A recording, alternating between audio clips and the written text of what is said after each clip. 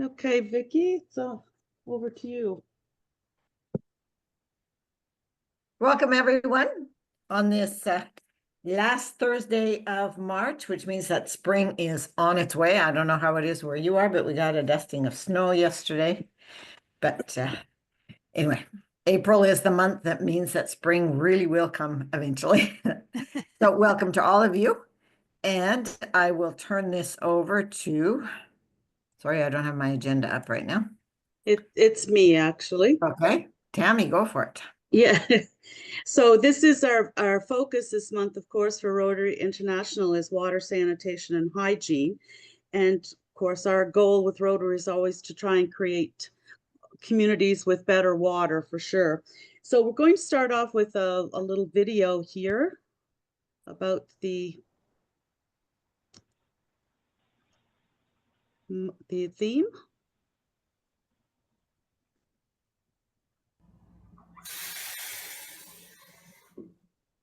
You know, in Canada, we think nothing of pouring ourselves a fresh, clean glass of water.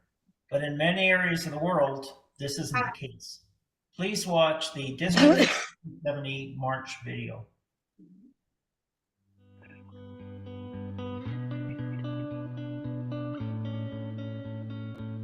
Clean water, sanitation, and hygiene education are basic necessities for a healthy environment and productive life. When people have access to clean water and sanitation, waterborne diseases decrease. Children stay healthier and attend school more regularly, and mothers can spend less time carrying water and more time helping their families. Today, 2.2 billion people lack access to safely managed drinking water services, and 4.2 billion people lack safely managed sanitation services. Unsafe hygiene practices are widespread, compounding the effects on people's health. The impact on child mortality rates is devastating, with more than 297,000 children under the age of 5 who die annually from diarrheal diseases due to poor sanitation, poor hygiene, or unsafe drinking water. For March, Rotary International's monthly theme is water and sanitation. And Rotary clubs around the world have been leading the way in improving access to clean water, improved sanitation facilities, and promoting better hygiene habits. Here are 5 ways to improve water quality and access to water in your communities. Improve sanitation facilities by providing toilets and latrines that flush into a sewer or safe enclosure. Promote good hygiene habits through education. Proper hand washing with soap and water can reduce diarrhea cases by up to 35%. Implement rainwater harvesting systems to collect and store rainwater for drinking or recharging underground aquifers. Build wells to extract groundwater from underground aquifers. Provide home water treatment capability through the use of filters, solar disinfection, or flocculants to make drinking water safe. Promote low-cost solutions, such as chlorine tablets or plastic bottles that can be exposed to sunlight to improve water quality. In Rotary District 5370, the Rotary E-Club of Canada won, with only $8,000 Canadian in startup funds, initiated and completed a $100,000 8-kilometer water pipeline project in Subirana, Honduras. It replaced a 28-year-old outdated water line and storage tanks that over 3,500 people had relied on for years, and also built a modern water purification plant. This was accomplished with the direction and financial support of the Rotary E-Club of Canada 1 and its partner, the Rotary Club of El Progreso, Honduras, other North American Rotary clubs, and through a global grant with the Rotary Foundation. That's the beauty of Rotary. When we work together, we can make miracles happen. A single act of good can go a long way. It can cross oceans, cure disease, and create equality. As members of Rotary, we are people of action, and our actions have the power to speak loud and clear. We're changing lives and creating opportunities through our groundbreaking work in clean water, sanitation, and hygiene. Our global grants help communities create and maintain water resources close to home, because when clean water is within a child's grasp, so safe and promising future. We're committed to supporting sanitation projects that meet the needs of women and girls. Our programs provide modern facilities and hygiene training to cultivate long-term health and wellness.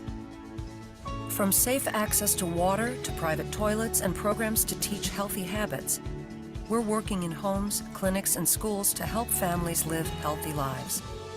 Rotary Club members unite to create a world where water, sanitation, and hygiene are cornerstones of self-confidence and dignity, well within the reach of families who need it most.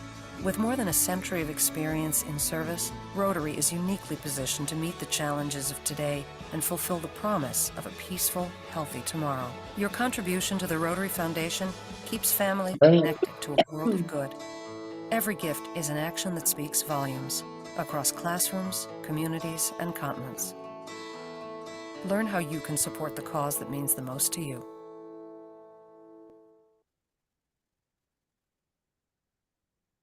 Okay. I'm going to turn the platform over to Keith now to introduce Lois. Oh, I must have missed that on the agenda, but I can do that. Lois, Yeah. Lois, as most people know from being on the chats, is a long-term friend of mine. We grew up together in North Sydney, Nova Scotia. After I moved there from Newfoundland, she was 1 year behind me in school, but we were in Sunday school together, went to the same church, did all kinds of things together that we won't talk about, and sort of have stayed in touch ever since leaving North Sydney. Lois, I'm sure she'll tell you of her travels and sort of activities over the years, but she is someone who I knew from long association, was a Rotarian for much of her life, and I was very happy to be able to convince her to become a Rotarian this year, and will no doubt be an enhancement to our club overall. So with that introduction, I guess we turn it over to Lois for her classification talk. Yeah. Okay, let's see if I can do this. I have a PowerPoint because I wrote notes, because anybody who knows me, I could talk forever. So this way I was sure to get everything. So hopefully I can make this work. It would be such a great thing if you had an IT person in the house, but yeah, well, he's not always he's not always willing to help on that level. Don't bite me, Len. He's on here, so watch what you say. Okay. Oh, okay. Here, I'm going to do this first. Don't forget to share your screen. There you go. There we are. Okay, let's see. Here we go. This is me, Lois Hannam, my classification talk. And my classification is business retired. My retirement motto: immerse myself in things that bring me joy and make the world a better place. It's strange to think of compressing 66 years into a brief summary, but really that's how life is or can be.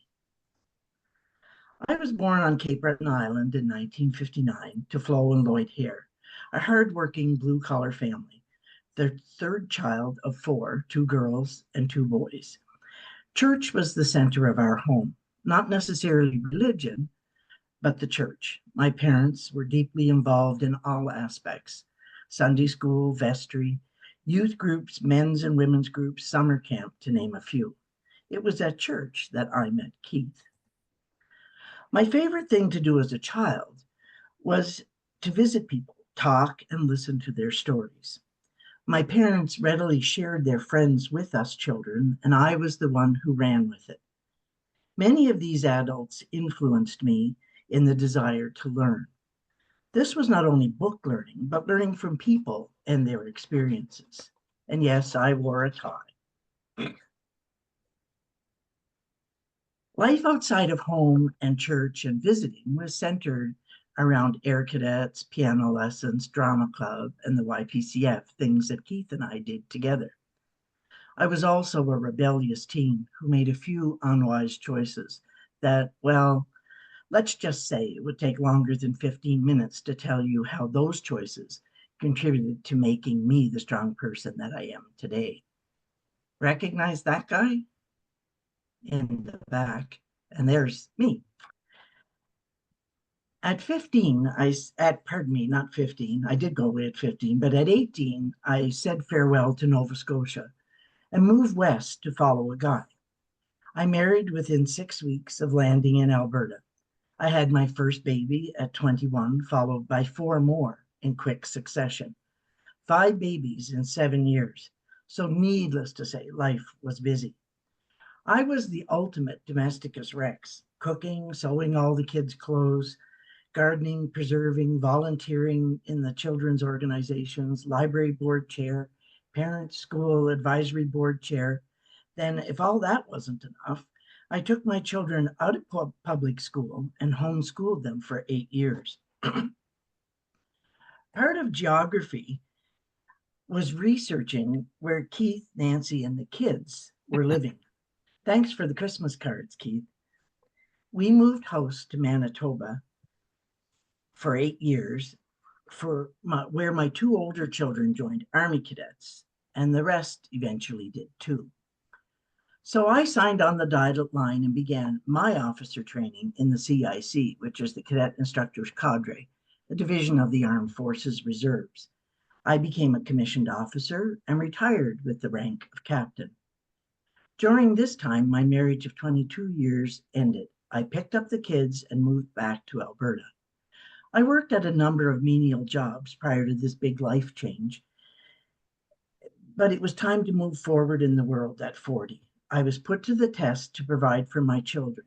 2 were almost adults, but still needed some support from mom to get a leg up in the world. We really like to have fun and take silly pictures. And those early days, I had a lot of people who believed in me, pushed me to reach for the stars, and were willing to hire a 40-year-old who had left school prior to graduation, got her GED at 39, and had no formal training, but they saw potential in me. Pardon me. When I returned to Alberta with 3 teenagers and 2 dogs, I had a management job at Taco Time in Red Deer. No home to call my own, but we persevered and things began to turn around. After that first year at Taco Time, my confidence grew, and so did the opportunities. I was offered a job as office manager with the Lacombe Foundation, with responsibility for 43 low-income houses, receiving, processing, and presenting applications for approval, and to do annual rent reviews. It was great, but I wanted more. I have always wanted to write, so I enrolled part-time at Grant MacEwan in a Bachelor of Communication and Professional Writing program in Edmonton. So that meant we were moving again. I applied for another office management job located in Sherwood Park. I got the job, but alas, I became redundant at my job due to a merger. So after only four months, I was jobless. I also had to leave the writing program. Still having 3 children to support, I got a part-time job and went to school gaining computer skills. This was the early 2000s, so upon completion of the course, I found that jobs were scarce. The old adage, you can't get a job without experience and you can't get experience without a job, was what I was faced with. It was during this time that I met my husband, Len. That's not him. You'll recognize that guy. And I have to say my slides got out of order, so it was not all gloom and doom. That computer course was instrumental in me getting many jobs in the future. It was part of the tool chest of education and experiences that I was changing my life with. I went on to jobs in banking, life insurance, investments, a couple of office manager jobs, project financial manager with an IT security team with Bell Canada and with URS Flint Energy. There's the one that was supposed to be. Anyway, in between enjoying some of those corporate jobs, I had one of the most rewarding jobs ever. I was an award officer for the Duke of Edinburgh's award program. I was responsible for presenting the opportunity of the program to youth in schools, youth programs, and worked hands-on with young offenders in the Young Offender Center in Edmonton. The pinnacle of this job was getting to meet His Royal Highness Prince Philip during the Gold Award ceremony in Edmonton. In 2007, Len and I got married, one of the happiest days of my life. Keith was there, and I have pictures to prove it. We have a blended family of 8 children, 6 his and 6 mine and 2 his.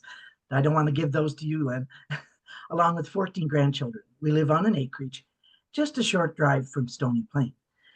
This is probably a good time to add some of my other life interests. Pardon me, besides my husband and our family, I love to cook, and nothing delights me more than having folks over for dinner. I like to bake as well. I knit and sew. I also do traditional rug hooking. I send postcards all over the world, and I love to write old-fashioned letters. And Keith, I still use fountain pens, and peacock blue ink has been one of my favorite colors forever. I am also an avid reader. I love the feel of paper and traditional books, but have fallen in love with audiobooks. These make the mundane tasks in life much more bearable. I also haven't given up on the idea of writing a book of my own, and it's never too late to start, right, Janet? Len and I like to travel, mostly within Canada, and if the world settles down and I can convince Len to retire, one day I hope we will travel abroad. In 2015, I embarked on the most exciting, oh, see, there's that guy. Forgot about him. In 2015, I embarked on the most exciting and satisfying job challenge yet. Together with my husband, Len, we purchased a commercial building in Wabamun, Alberta. We became landlords, and I took the lead on opening a small business that went on to become an award-winning art gallery and gift shop. Did I have experience in this sort of thing? Did I have an art degree? No, to either. But I did have passion. And I took that approach with the gallery, that it was its own entity. So I let it grow organically. It started off in a 1,000 square foot space. When I look at pictures of what the shop looked like when I first opened it, I'm almost embarrassed. I knew when I opened the store, Gossamer Treasures, Gallery and Gifts, that I was going to sell fudge. I did rebrand the name later to just become Gossamer Gallery and Gifts, but my sister had been successful with fudge in her shop in Waikagama, so it was to be the drawing card to get folks in the store. I wasn't sure exactly what else I was going to sell. Because we had purchased the building, the capital I would have used to purchase stock was invested there. So in order to fill the shelves, I started approaching local crafters and makers. It was the beginning of summer, and they weren't interested in letting me try to sell their work for them. It could have just as easily become another rustic country store, but I asked a few local artists and artisans if they were interested, and they jumped at the chance. And as they say, the rest is history. I started holding exhibitions, and in 2016, I hosted my first art walk and commissioned my first mural, an owl on the apex of the building. Within a year, I had more art than I had walls, so I moved one tenant to the vacant bay at the end of the building and expanded the gallery to 1,800 square feet. And the events got bigger, and the art got better.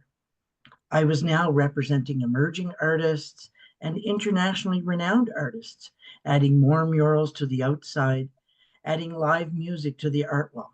I was building a name for myself. I had gone to the gift show. Oh, I jumped there, sorry. Things were going great, then COVID hit. It was strange though. I had gone to the gift show in Toronto and had ordered tons of unique giftware, either made in Canada, designed in Canada, or had an eco or ethical component. It was my saving grace, and the fact that I was able to open that summer following the COVID guidelines, I became a safe, close to home destination. My sales in 2020 and 2021 were stellar. At any given time, I was representing between 40 to 50 artists and artisans.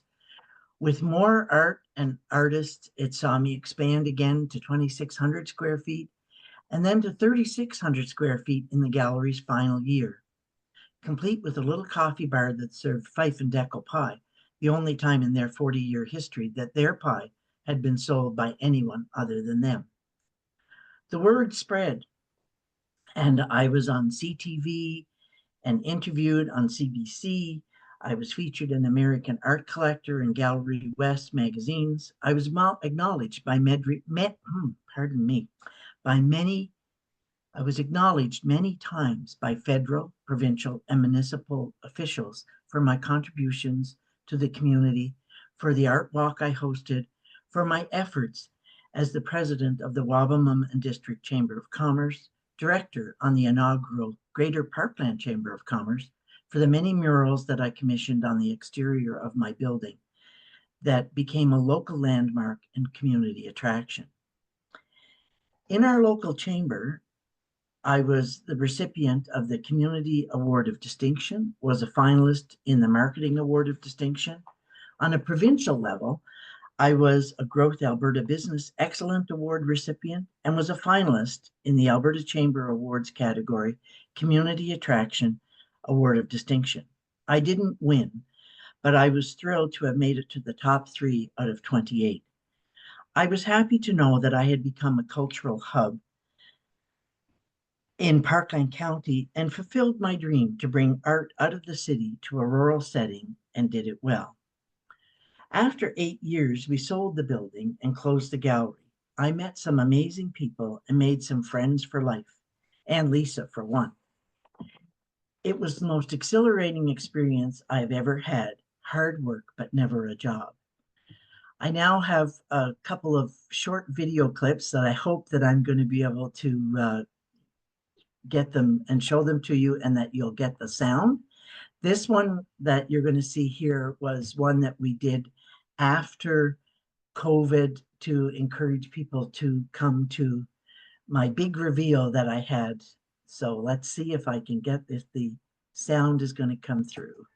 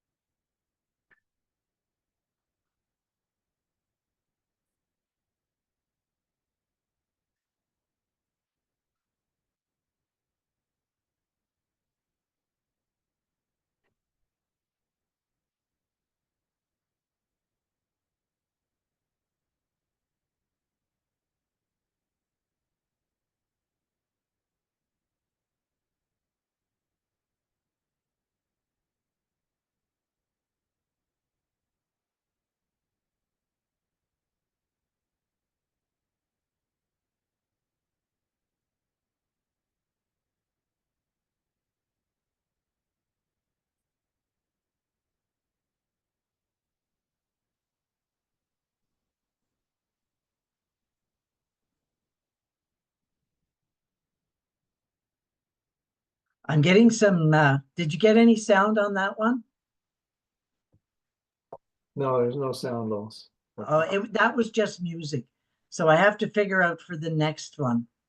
Let me see. Anybody got any suggestions? I think how you have to close out of your share and make the change. Click on the bottom to get the sound and then come back in. I think that's the only way you can do it. Okay. Okay. And Stop. did they still have, Tammy, did they still have those 2 boxes you have to check off? Yeah. And when you come in, you'll see on Zoom, there's 2 boxes you have to check off for sound. Okay, let me see. I think it's because it's embedded into our PowerPoint. Oh, yeah. Okay, I'll come out and because the other one does have does have, now I got to see how to get back into here.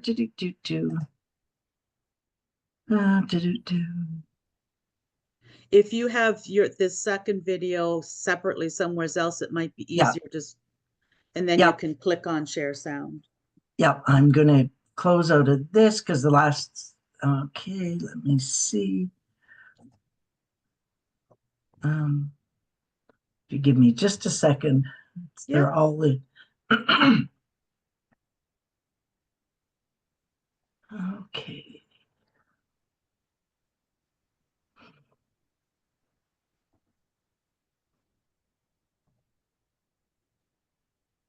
Let's see if I can do this now. Where's it? Right here. No, not that one. Sorry. Can you hear it now? No. I'll try one more time. Okay. And if I can't, well, then you'll just have to trust that I had a great time. Yeah.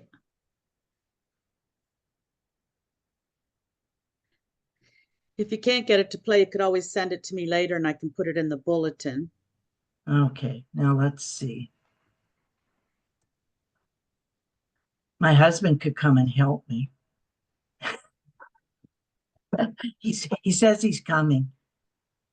Okay, now we get back to Zoom. I am looking in the video settings. If you look at the bottom icon, says, you know, where the video icon is, and there's a pop-up, and then there's something that says video settings. I would think it'd be in there, but it might take a while to find it. I haven't seen it yet. I haven't seen anything that says share sound. That's usually once you hit the share button at the bottom. So did you try doing the share button first, Lois? Okay. Yeah, try that. Because then I you just have to go far to the right and there's a place to. Oh, there it share is. that. I see it, Lois. Yeah. Okay, Click can you share come and here, then Len? click share sound. Can you come here because I've lost my, I'm in the Zoom, but I can't find the window. Oh, there it is. He's on the way. He's on the way. Yeah. There he is.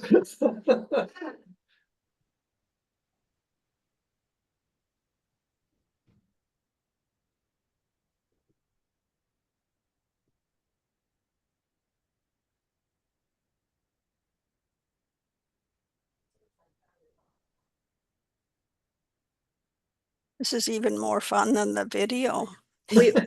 We've all had this experience.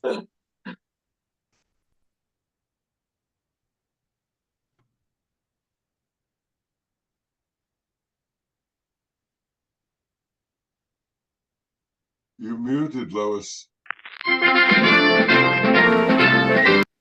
Oh. Yeah. That's it.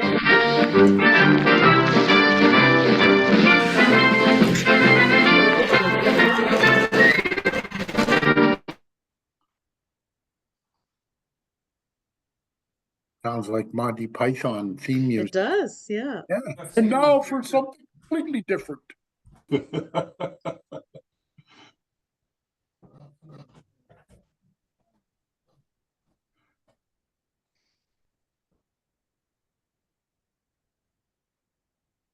It's frustrating when we're trying to get things to work and the pressure's on because we're all sitting here, but don't worry about that, Lois. We're still good for a few minutes. We've all had these issues. We've all had this experience, haven't we? Yeah. Oh, yeah.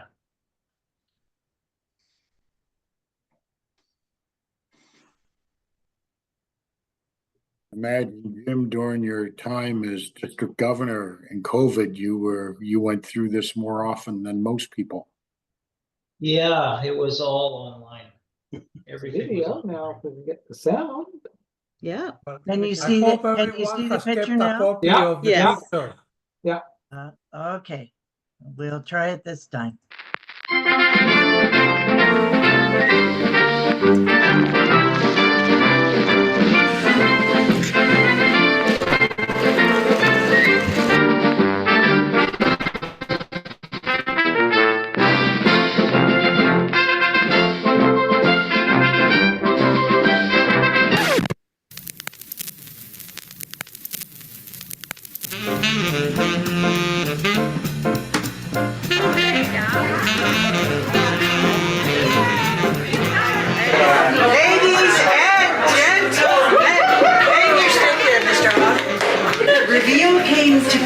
because this man last year was banging on a piece of stone, and what he saw coming out, he was so excited about. He said, we should have a show where everybody brings one piece and we'll reveal it.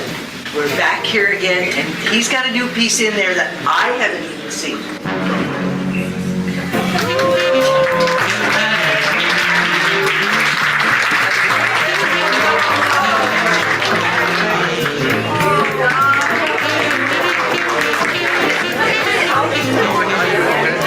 My name is Bev Oliwa, and I am with the Creative Fire Studio, and I am a sculptor. I take old t-shirts and turn them into garden art. And I can hardly wait. This is my new piece. It's outstanding, so I can hardly wait for everybody to see it.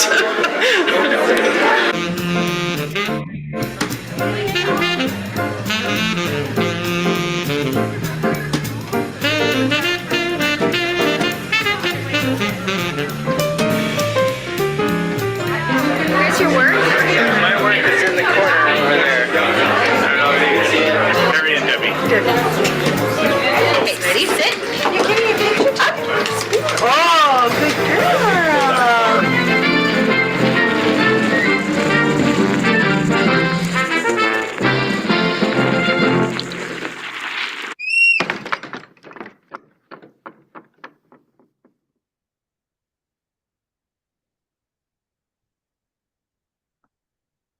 Very cool. Yeah, that's Fabulous great. video. Oh, I I love it. love that. Yes. Okay, now I've got to get back to you Very guys. well done. Just stop share there. Can I just make a little comment? I always have to laugh at how the former mayor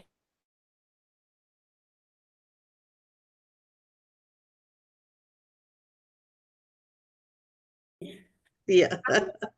Yeah, I don't think he ever got it straight. No. Anyway, this has become it became a very interesting exercise for me.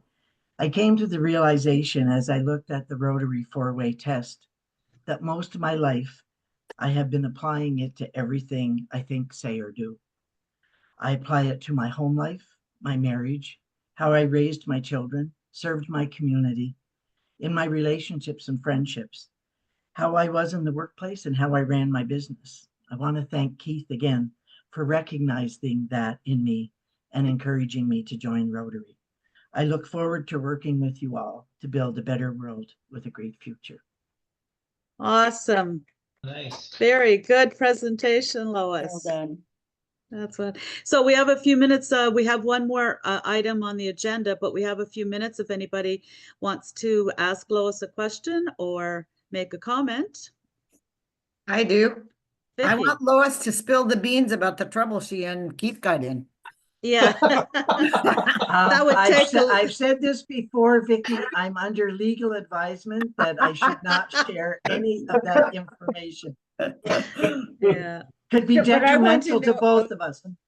So, but Lois, what are you doing with all this creative energy if you close the gallery? What's happening now? Well, I'm taking my show on the road, and I'm doing an art walk in Stony Plain this summer on the 23rd of August. Nice. And it's my intention that if I can pull this one off, that I will take it to other communities that don't have volunteers or people who are willing to do it. I've rebranded my art walk page to be the Gallery Lady Presents Art Walks. So, and I have some of my artists that really want me to try to see if I can facilitate doing kind of pop-up like art weekends, or maybe doing my reveal in a larger venue. I do have some friends that move in high places, so I might be able to convince AnnLisa, and I have a mutual friend in Richard Wong, who's oh, I forget his exact title, but he's the director at the Chateau Lacombe. So I would like to take it there and do my big reveal. That was the highlight. And I really wish we had a video of the last year, because it was, I think we had probably close to 150 people showed up. So it was funny because, you know, my introduction, I had said Lois had been a Rotarian for her entire life, not knowing that she had built that into her presentation. So it was quite Yeah. interesting. Yeah. So Lois, if you ever get to low places, and I mean that physically, if you want to come to Medicine Hat, a lot of good artists here and venues. Polish what you're taking your show on the road, or even if you want to polish it in Medicine Hat, come on. Good stuff. So, and I do have to tell you one quick little story about when I met His Royal Highness at the Gold Award ceremony. When I was a teen, I got my Duke of Edinburgh bronze, and that was only as far as I had gone.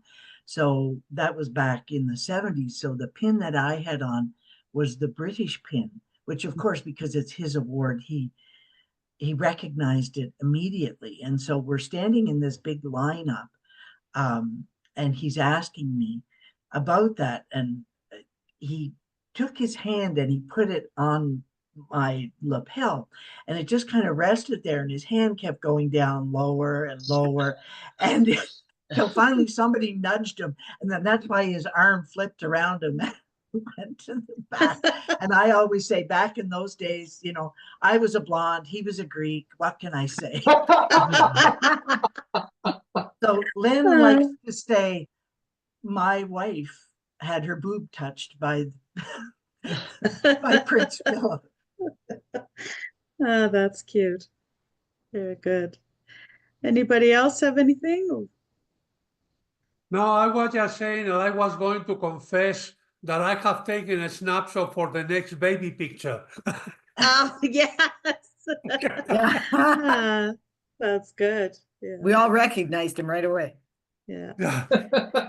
Well, we have another great honor today, and since they are very good friends, we decided today would be the day to formally induct AnnLisa into our club. She's been accepted, and we're very happy to have her. So on behalf of the membership committee, it's my pleasure to say what an honor it is, AnnLisa, to have you joining us today and sharing in this. And Janet is another mutual friend, and we hope we'll see her as a member down the road as well. So AnnLisa, for most of you have known her. I know Ellie knows you well, and definitely Lois and a few others in the area. She started out in Spruce Grove. She was the vice president, president-elect, the president, also very influential in forming a District 5370 committee on Aboriginal ideas, and all kinds of good things came out of that. And so she did live in Spruce Grove and on an acreage, and now she's in Calgary, and we're going to get to meet her in person. She's hosting I guess we'll call it a mini pod meeting at her condo in downtown Calgary. So we'll be sending details out about that. Looking forward to it. So happy to have you with us, AnnLisa, and I'm going to ask our past district governor, Jim, now if he would induct you into RECCO. Sure, it would be my pleasure. Of course, I've known AnnLisa for quite a few years. She used to live in Spruce Grove. So I'd like to begin with the induction into our E-Club. AnnLisa, you have been selected by the members of the Rotary E-Club of Canada 1 to become one of us. Membership in Rotary is an honor and a privilege with corresponding duties and obligations, including service on club committees. You will be expected to participate in the E-Club avenues of service and to attend this club's meetings regularly. Because you represent a classification, it is your duty to tell us about your vocation and to bring the ideals of Rotary to your business or profession. The community will know and judge Rotary by your actions. Therefore, membership in our organization must be limited to those who possess the qualities that will further the goals and ideals of Rotary. You have been chosen for membership because we are confident that the image and ideals of Rotary are safe in your keeping. It is with great pleasure that we welcome you as a fellow member of the Rotary E-Club of Canada 1. Welcome to Rotary. We all look forward to the enrichment of our lives as well as that of your own by your association in this, the world's oldest, largest, and finest service organization. Congratulations, AnnLisa, and welcome back to Rotary. Yay, AnnLisa. you. Yeah. Thank you so much. That's great job, Jim. We appreciate you doing that for us today. We are so fortunate to have 3 PDGs in our small but mighty club, and each one of them has stepped up to the plate numerous times for things like this. So thank you, Jim. Anybody? My pleasure. Yes. AnnLisa, would you like to say anything? Feel free. If not, we can move on. Yeah, sure. No, thank you. And I'm just so privileged that Jim did this for me today. Thank you. I'm really honored and so happy to be back, and really grateful to Lois for extending me the invitation to return to my heart, which is Rotary. And it really matters to me that I'm part of this club, and look forward to re-engaging and serving within this group that I'm just so impressed with, and so happy to know all of you, and excited to see you in person in a couple months. So that's a real joy for me. So thank you so much for your warm welcome, and look forward to serving the club. Thanks. And Rotary at large. Great. And if I can just say, I think kudos to Lois. I mean, usually it takes a number of years for new members to bring in new members. Members, so, yeah. it took Lois about 3 weeks, I think. Yeah. Keep up the good work, Lois. Well, I'm working on Janet, and I'm working on Lynn, and I got a few others up my sleeve too. Okay, keep going. My daughter's also interested in joining too. She was trying to join the link the other day, so we'll get her, maybe Tammy, Great. to help her engage. Definitely. She was in Rotaract in high school, so she's interested in joining. She's 25 now, so yeah. So Tammy, I think we've got a formation of a membership committee happening here. I don't worry. My brain's been processing that one. We have a new chair, I think, in the works here. So yeah, it's all good. Well, and Lisa, there's a Paul Harris fellowship thingy coming your way too. Yes. Oh, I forgot about that, Kate. Goodness. Thank you. Well, thank you so much. That's amazing. Thank you. Yeah, but we have to find out if we have to create a new legacy award. If you come in and bring in your daughter, right? Shouldn't we create a legacy award and make us all responsible for bringing in our own kids?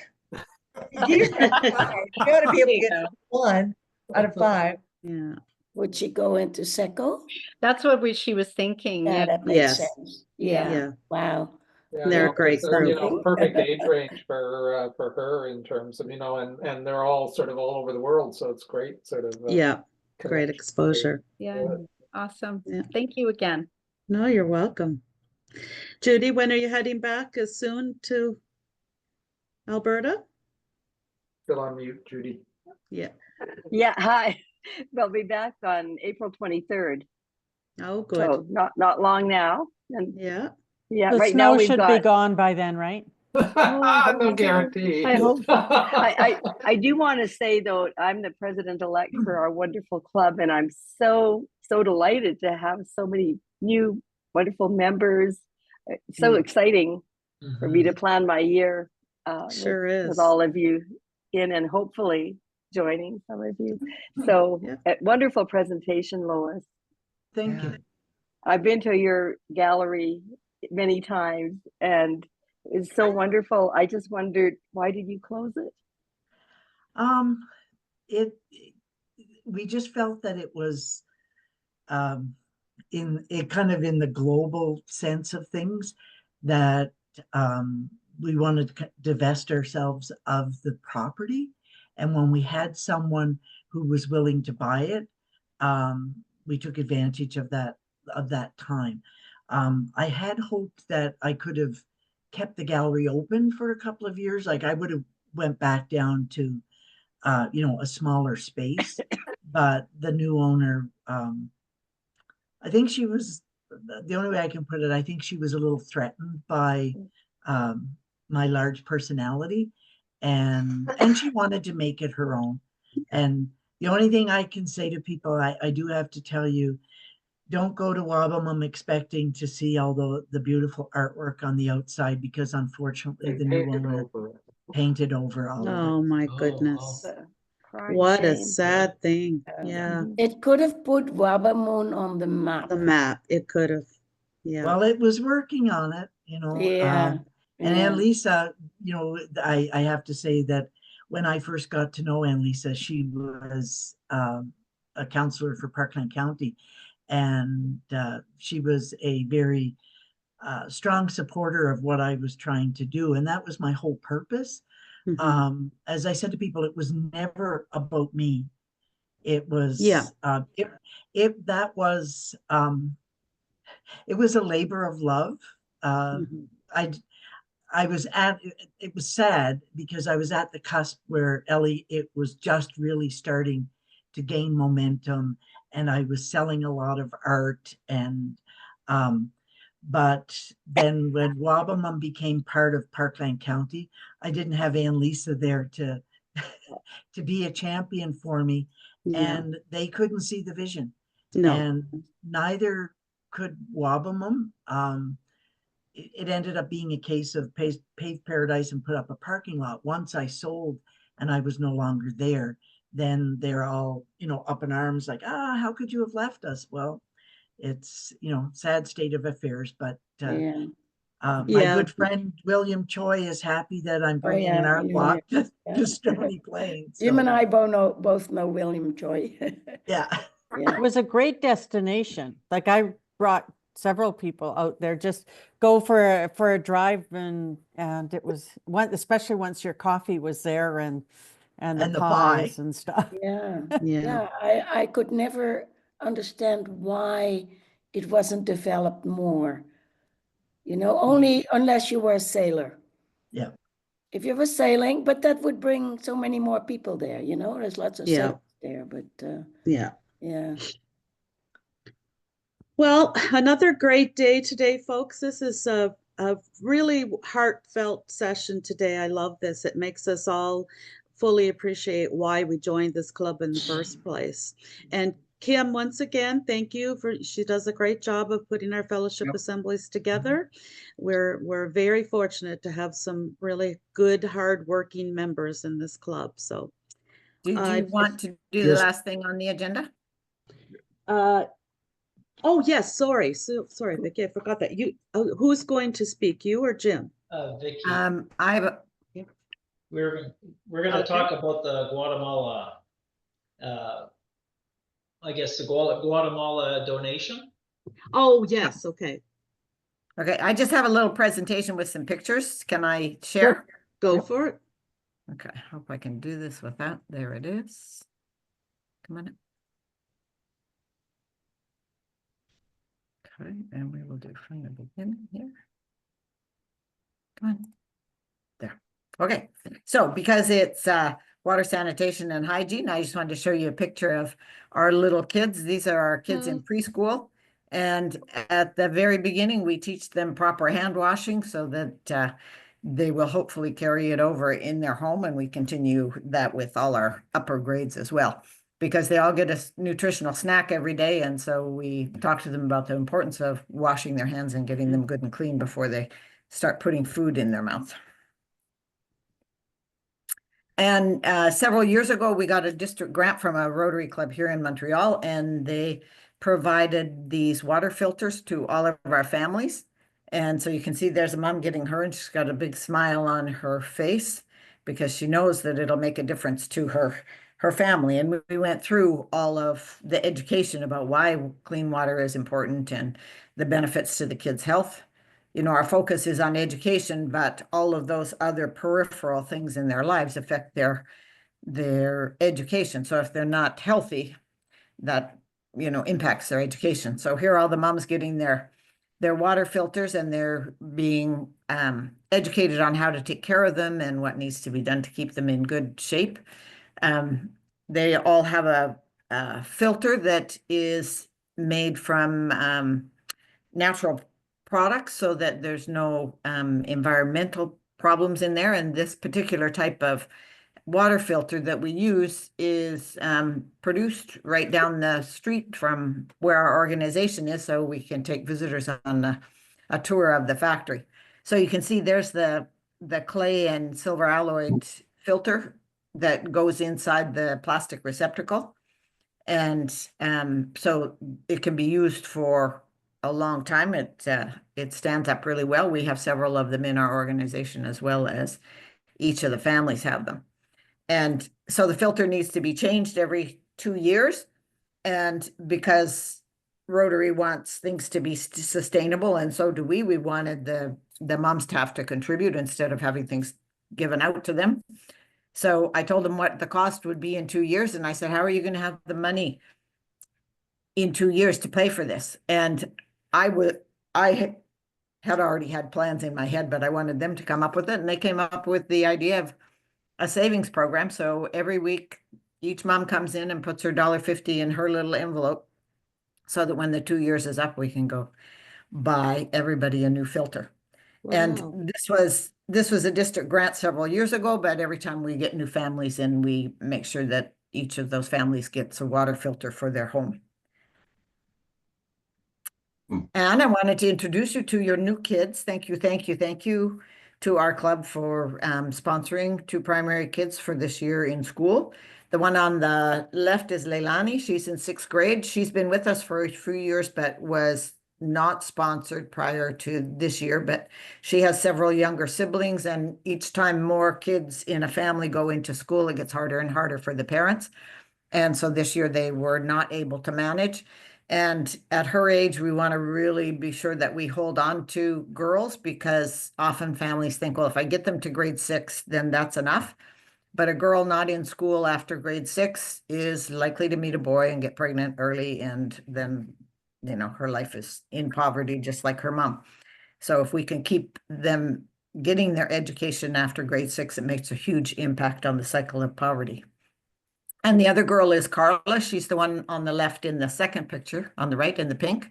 This is the kids getting their new school shoes and their running shoes for phys ed. This family of 4, Carla has 1 sister and 2 brothers, just came to us in January. The father is a widow. Their mom died 4 years ago.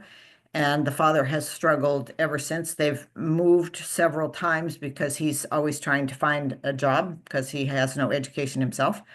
So they're now in our community, and we're helping all 4 of the kids in the family. And this is another girl. It's really important to keep her educated, because especially in this situation, the father's at one point going to say, you need to stay home and take care of the house and not go to school. So we're trying to make sure that that doesn't happen. And I just wanted to show you Leilani, because we have some history with her. This was our end of the year celebration last December, and she and her age group put on a song that was based on stories that they had read in our library reading program. And this is her getting an award for having improved so much in English last year, along with our wonderful contract English teacher, Julio. So she's a real smart girl. She's worth investing in. So thank you to everyone for supporting these 2 girls in their education. I hope it will continue in years to come, so that we can assure that these girls stay in school. So thank you. Thank you. I think that's all. Anybody have any questions for Vicki? There's just a picture of Carla and her family. Her dad looks so depressed. Anyway, we hope that will change. So yeah. Stop share. Janet, do you had a question? Oh, I just want to say how impressed I am. Like, children mean a lot to me. I send stuff up to a school in the Arctic and Nunavut, school supplies, because teachers spend so much of their own money. But and what country, Vicki? I missed that. I'm in Guatemala. In Guatemala, yeah. I love that. Actually, I'm really impressed. Field trip. Oh. In a heartbeat, boy. So Ellie came. Never know. That might be the hook, that gets me here. Yeah, and Ellie is in a comparable organization in Mexico as well. Project Amigo. She's with Project Amigo, and we sponsor. Not so much anymore, but I did go to Guatemala and saw Vicky's and the Yeah, I beautiful contributed, a friend of mine used to live in Puerto Vallarta, and she got married down there, and we all took stuff for they had a boys orphanage, and we all took stuff down for the boys' clothes and stuff, and we supported one year. So yeah, I'm Well, very this- much, children are so important. They're our future. Yeah, there's so much need. We do a donation to an orphanage in Southern Africa as well, and Casa Hagar, another one in Mexico as well. So Yeah. we do have a big focus on youth and education. Children and education, yeah. Yeah, and the education is the platform that's going to send them into a good future. Because Yeah. without that, there's no hope. No. By the way, Kitty, I loved the video with Rory Stewart. I thought it was fascinating in the meeting this week. It was Yes, it was. unbelievable. Yeah. Absolutely unbelievable. Yeah. Good. All right, folks, it's 10:01. We've kept on track today, and again, a great program. Thanks to everyone who participated and organized, and we'll stop the recording, and we'll see everybody next week at coffee. It's a fabulous